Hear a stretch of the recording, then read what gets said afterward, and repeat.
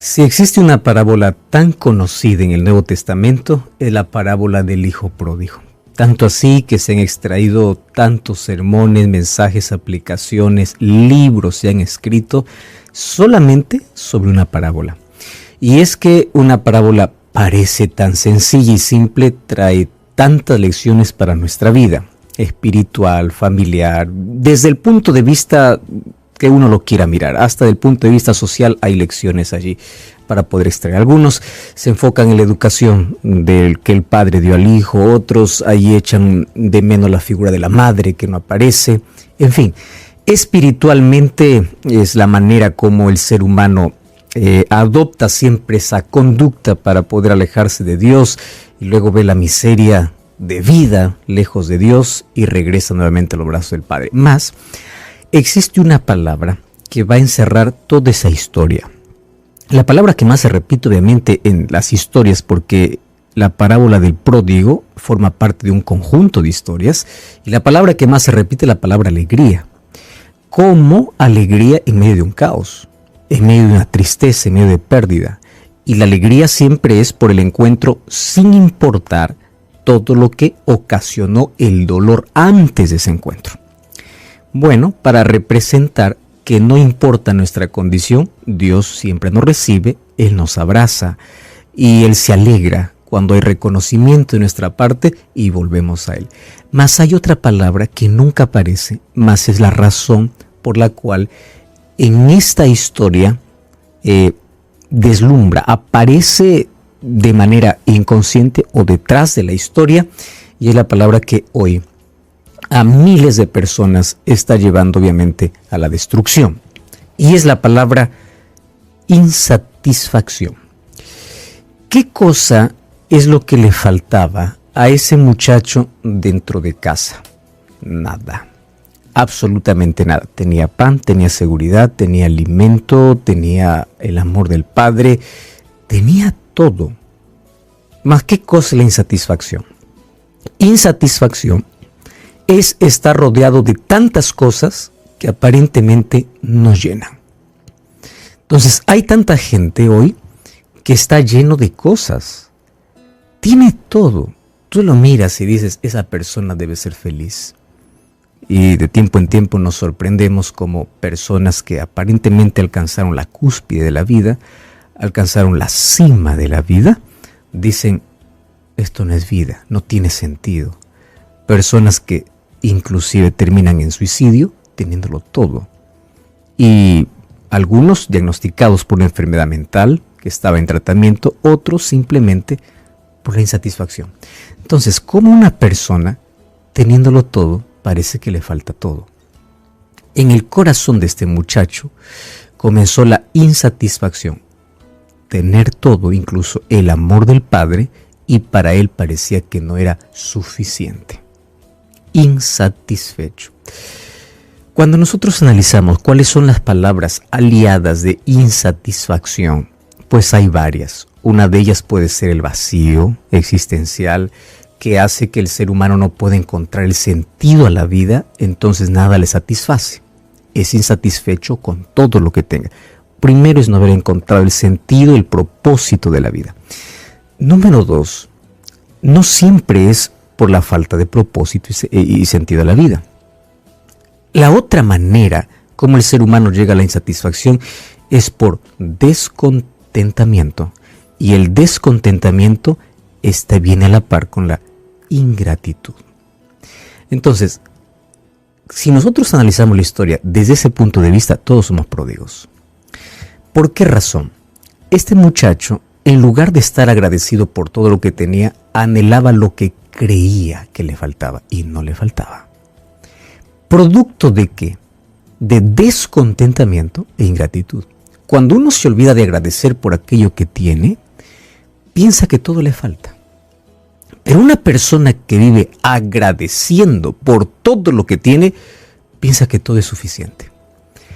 Esa actitud es una de las cosas que la Biblia resalta mucho, incluso 1 Tesalonicenses capítulo 5, versículos 17 y 18. Hay dos acciones aliadas que Dios quiere que podamos realizar. Primero, orad sin cesar, Y el siguiente versículo dice, dad gracias a Dios en todo. ¿Mas por qué? El texto continúa diciendo, esta es la voluntad de Dios. O sea, el ser humano busca hacer la voluntad de Dios, tiene que comenzar a agradecer por lo que recibe de Dios. El problema es que nosotros no buscamos a Dios para agradecer, buscamos a Dios para pedir o reclamar. Nuestras mayores o nuestro mayor tiempo en la oración, si tú te pones a analizar, es difícil quedarse de rodillas diciendo, Señor, te agradezco por la salud, por la familia, por el trabajo, por esto, por lo otro, por lo que me pasó. Porque nuestra oración se centra siempre en lo que me falta, no en lo que recibo, en lo que no tengo, no en lo que me diste. Entonces, como nuestra mente está enfocada solamente en lo que falta y no en lo que ya recibió, la ingratitud toma lugar en nuestra vida que nos lleva a un descontentamiento. El descontentamiento te puede llevar a la insatisfacción.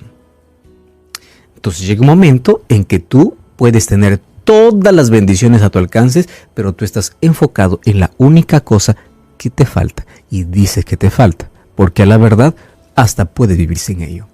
El problema es que hay tanta gente insatisfecha que justamente se enfoca en lo que no tiene, en lo que cree que le falta y por ello echa a perder todo lo que tiene. Esta es la historia, este es el resumen de la historia del pródigo. Un día, teniendo todo, estaba insatisfecho. Creía, solo creía, después él se va a dar cuenta que lo que le faltaba era libertad. Lo que no sabía es que la libertad tenía sus límites y estaba dentro de casa, no fuera de casa. ¿Cuándo se da cuenta él? Cuando él sale de casa y usa la libertad bajo su concepto, bajo su opinión. Para mí esto es libertad. Pero bueno, eso no era libertad. Finalmente cruza los límites, todo se acaba, viene la hambruna y se da cuenta de algo. Por buscar algo que no necesitaba, perdió todo lo que tenía. Todo. No tenía ni pan, ni casa, ni amor de padre, ni nada, absolutamente nada, por buscar algo que creía que le faltaba.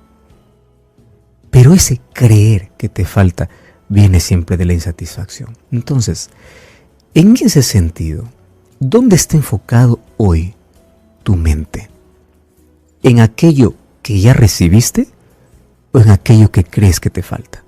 Yo no estoy ignorando tus carencias. Hay personas, obviamente, que están necesitando con urgencia hoy salud, trabajo, unidad familiar. Hay tantas cosas que podemos nosotros decir, esto es importante para mi vida. Pero ya agradeciste a Dios por la vida. El hecho de tener vida es un milagro. Y el hecho de tener vida significa que no solamente vida y gracia y misericordia de Dios. Dios nos acompaña, Dios puede abrir el mar, Dios puede abrir puertas, Dios puede dar soluciones, Dios puede todo. Pero nosotros nos olvidamos de las bendiciones que ya recibimos para enfocarnos en aquello que nos falta. Vamos a colocar nuestras carencias en Dios. Y no porque Él no lo sabe. Él conoce. Sin embargo, cuidado con un corazón insatisfecho. Cuidado con un corazón descontento, que resultado de la ingratitud hace tiempo se olvidó de agradecer y solamente se detuvo para pedir. Porque un día nos damos cuenta que todas las cosas por las cuales no agradecimos cuando nos faltan llegan a ser nuestras mayores carencias de la vida. Hoy queremos profundizar un poquito más en esta historia y vamos a llegar a la conclusión. Todos somos pródigos. Mas, ¿qué tenemos que hacer para remediar nuestra situación? Veremos aquí en nuestro programa de Hablar con Dios. El libro de Lucas capítulo 15, versículo 11 en adelante, cuenta la historia. Jesús dice que continúa contando, porque esta es parte de una serie que Jesús está contando, la parábola de la oveja perdida, de la moneda perdida, y es la tercera parábola, que es la parábola del hijo pródigo. Jesús sigue contando. Un hombre tenía 2 hijos, y el menor dijo a su padre: Padre, dame la parte de los bienes que me corresponde. El padre dividió sus bienes entre los 2. No muchos días después, el hijo menor juntó todo y se fue a un país lejano. Allá desperdició sus bienes, viviendo perdidamente. Cuando hubo malgastado todo, vino una gran hambre en esa provincia y empezó a faltarle. Y fue y arregló con un ciudadano de esa tierra que lo envió a cuidar cerdos. Deseaba llenar su estómago de las algarrobas que comían los cerdos, pero nadie se las daba. Al fin, volvió en sí y pensó: ¿cuántos jornaleros en casa de mi padre tienen abundancia de pan y yo aquí padezco de hambre? Me levantaré, iré a mi padre y le diré: Padre, he pecado contra el cielo y contra ti. No soy digno de ser llamado tu hijo. Trátame como uno de tus jornaleros. A mí me encanta principio y final de la historia, porque lo que ocurre en medio apenas es el punto de quiebre. Principio: la arrogancia de un muchacho. Dame lo que me corresponde. El final de la historia: he pecado. Principio de la historia: dame mis bienes. Final de la historia: hazme un jornalero. Te pregunto, ¿qué cambió en la vida de este muchacho? Su corazón. Porque el problema no era lo que le faltaba o lo que no tenía. El problema era el corazón. Al comenzar la historia, vemos un corazón arrogante, altanero, orgulloso, que cree que él pide tiene que dárselo el padre porque él se lo merece. ¿Qué cosa hace un muchacho para pedir herencia? ¿Qué hizo por la herencia? Nada, pero él se cree con el derecho a todo. Y él se va a imponer. ¿Tú sabías que no solo en la cultura antigua, también hoy en gran parte de las culturas, la herencia no se entrega cuando el padre está vivo? La herencia se entrega cuando falleció. En vida los padres pueden hacer testamento, pueden repartir todo, pero la herencia se reparte cuando ya no está. En esta historia, el hijo le estaba diciendo al padre: a mí me importa tu vida. ¿Cómo me gustaría que tú ya mueras? Pero como todavía no mueres, vamos a hacer de cuenta que para mí ya has muerto. Entonces, como para mí ya has muerto, dame lo que me corresponde. Este es un muchacho que se cree el dueño de todo, de aquello que él no es. Dame lo que me corresponde. Mas cómo me encanta comparar entre el comienzo y el final de la historia, porque todas las palabras cambian. Dame. Las últimas palabras es: hazme como uno de tus jornaleros. Primero, dame lo que me corresponde. Después, hazme como uno de tus jornaleros. Lo que cambió en el muchacho era lo que había en el corazón. ¿Y qué cosa es lo que había en el corazón? Aquí vamos a dejar la historia allí, porque de allí podemos tener tantas lecciones, pero vamos de manera personal a extraer una lección importante para nuestra vida. ¿Tú sabes qué significa pródigo? Pródigo no es el que sale de casa, porque ese es nuestro concepto, el concepto más bíblico que tenemos en la mente. Este es un pródigo porque salió y volvió. No. Pródigo no es el que sale o no es el que vuelve. Pródigo significa derrochador. Pródigo significa el que acaba aquello que no le pertenece, no es suyo. Él es un pródigo. Pródigo no es el que sale, porque hay personas que salen por diversas circunstancias. Pródigo no es el que regresa, porque todos en un momento que hemos salido vamos a regresar a casa.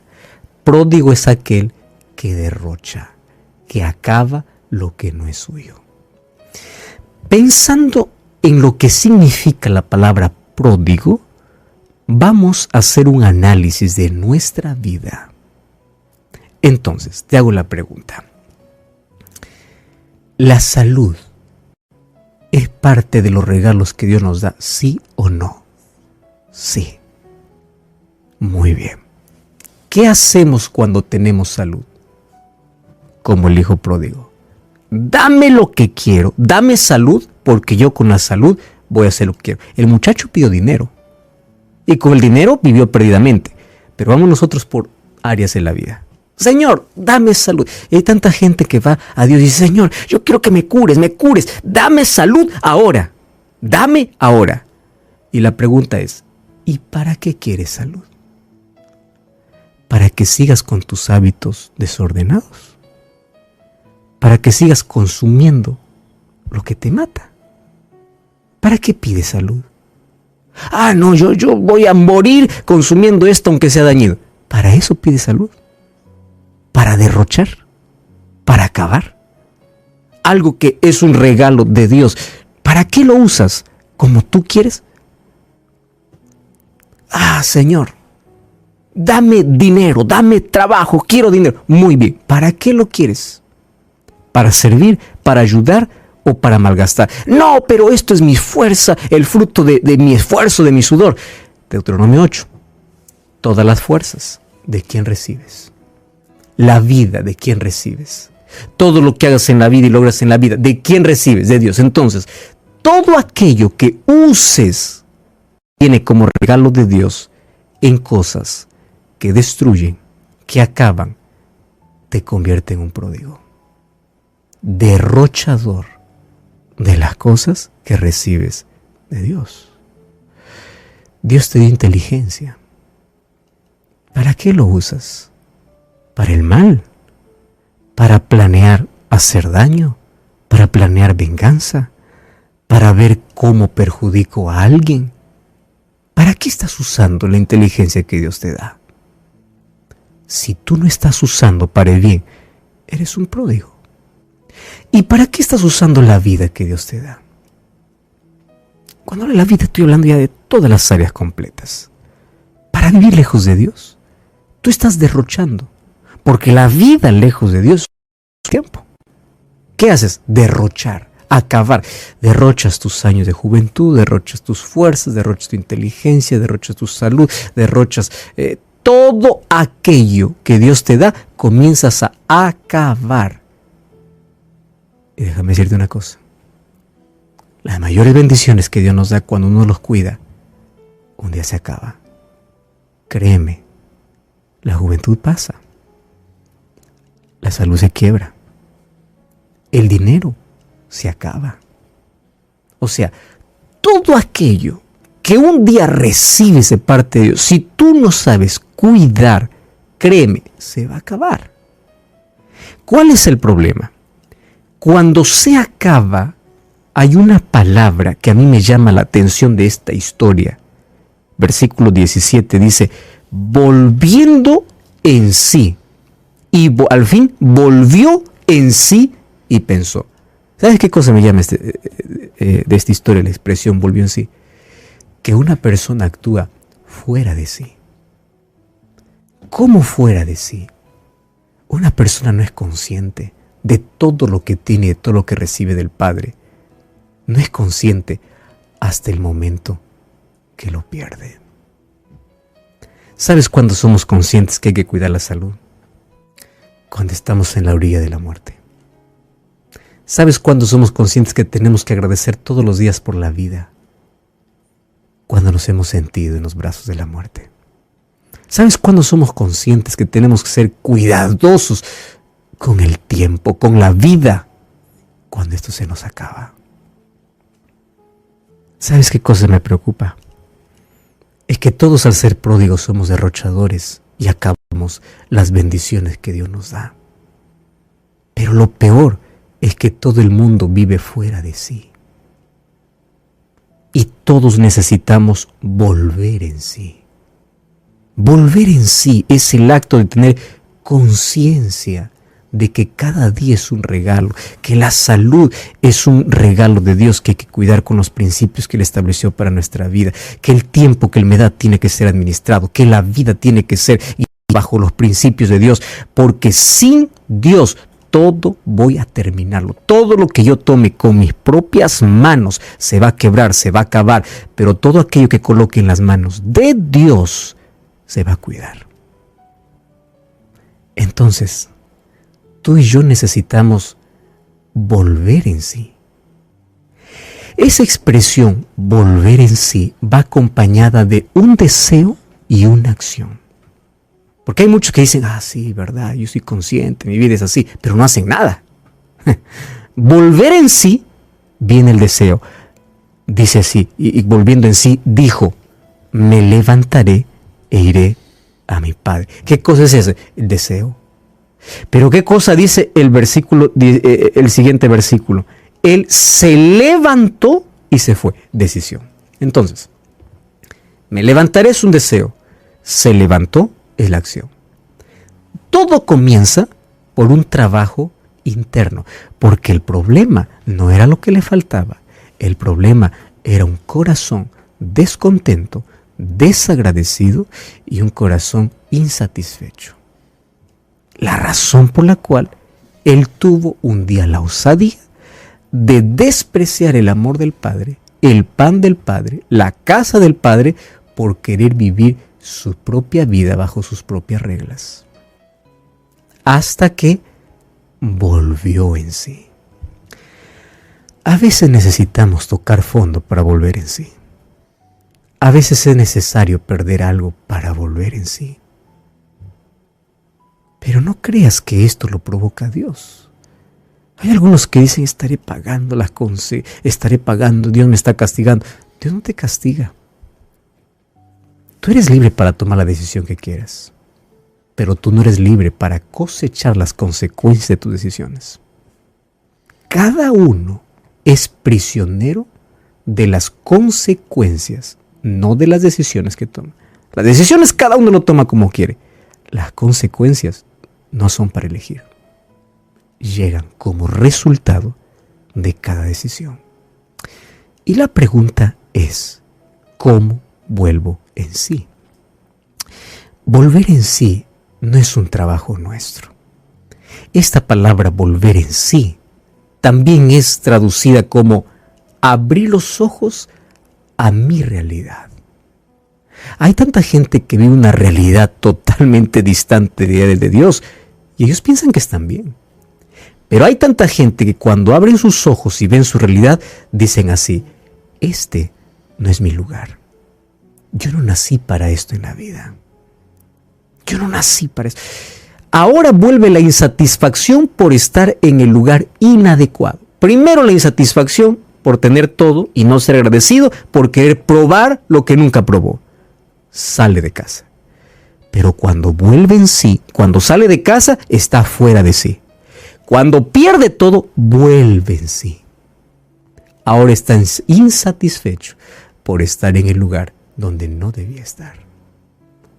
Y ahora esa insatisfacción lo lleva a un deseo y una decisión. Y la decisión lo lleva a caminar todo ese camino que él recorrió de distancia lejos del hogar. El hijo vuelve. Y cuando él vuelve, hay una sola cosa que cambia en su vida. La visión que tiene del Padre, de la casa y del pan que le falta. Antes, él no agradecía por nada de eso. Ahora, él es agradecido por cada día que el Padre le sostuvo. Cuando él volvió, él no cambió por fuera, porque el cambio vino por dentro. ¿Qué cosa es lo que vio el Padre? Lo que nadie más vio y lo que el hijo mayor no vio. ¿Qué cosa vio el hijo mayor? La apariencia. ¿Qué cosa vio el Padre? El corazón. ¿Qué había cambiado en el hijo? El corazón.